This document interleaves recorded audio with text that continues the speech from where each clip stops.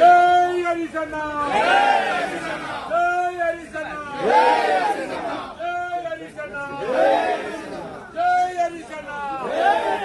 వర్ధిల్లాలి హరిశన్న నాయకత్వం, వర్ధిల్లాలి హరిశన్న నాయకత్వం. మొన్ననే కాళేశ్వరం ప్రాజెక్టు తెలంగాణకు కల్పతరు అని స్పష్టంగా రాష్ట్ర ప్రజలందరికీ అర్థమయ్యే విధంగా పీపీటీ ప్రజెంటేషన్ కూడా ఇవ్వడం జరిగింది.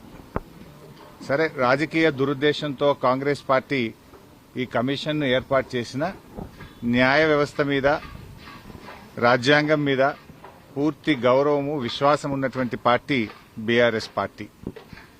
ఈరోజు జస్టిస్ ఘోష్ కమిషన్ మమ్మల్ని పిలిచింది కనుక ఈరోజు కమిషన్ ముందుకు వెళ్లి ఇంతకాలం కాంగ్రెస్ పార్టీ చేస్తున్న దుష్ప్రచారాలన్నీ కూడా వివరించి వాస్తవాలన్నింటినీ కమిషన్కు తెలియజేస్తాం. సో మా దగ్గర ఉన్నటువంటి పూర్తి సమాచారం, అన్ని విషయాలను కూడా కమిషన్ దృష్టికి తీసుకువెళ్తాం. గత కొంతకాలంగా కొంతమంది వ్యక్తులు, కొన్ని పార్టీలు వాళ్ళు ఉద్దేశపూర్వకంగా బీఆర్ఎస్ పార్టీ మీద రాజకీయ కక్షతో బురద జల్లేటువంటి ప్రయత్నం చేస్తా ఉన్నారు. వాస్తవానికి ఒక ప్రభుత్వం విద్వేషంతో కాదు ఆలోచించాల్సింది, వివేకంతో ఆలోచించాలి, విజ్ఞత ప్రదర్శించాలి. కానీ నేడు కాంగ్రెస్ ప్రభుత్వం విద్వేషంతో, రాజకీయ దురుద్దేశంతో మా మీద బురద జల్లాలని ఇవాళ రాష్ట్రానికి అన్యాయం చేస్తున్నారు. ముఖ్యంగా రైతులకు అన్యాయం చేసే ప్రయత్నం చేస్తా ఉన్నారు.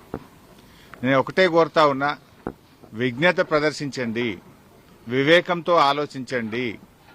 ఈ రాజకీయాల కోసం తెలంగాణ రాష్ట్రం యొక్క నీటి హక్కులను కాలరాయొద్దు అని చెప్పి ఈ ప్రభుత్వానికి హితవు పలుకుతా ఉన్నాను.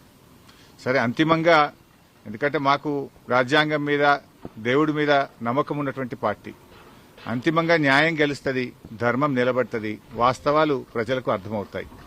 అందువల్ల ఈరోజు కమిషన్ ముందుకు వెళ్తున్నాం.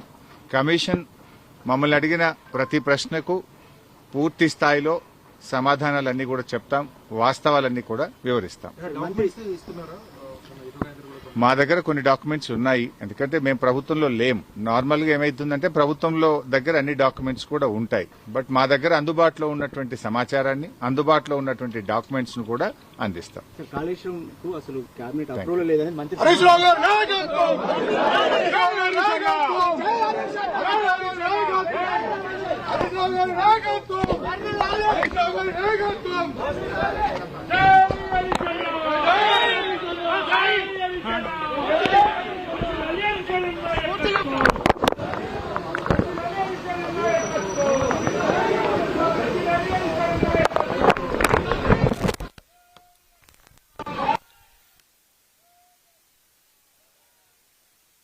హరిశన్న, జై హరిశన్న, వర్ధిల్లాలి హరిశన్న నాయకత్వం, వర్ధిల్లాలి హరిశన్న నాయకత్వం, హరిశన్న నాయకత్వం, హరిశన్న నాయకత్వం, హరిశన్న నాయకత్వం.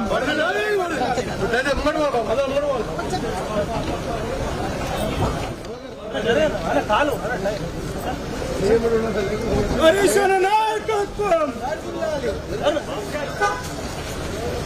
బాబా ఇంకారా, బాబా ఇంకారా.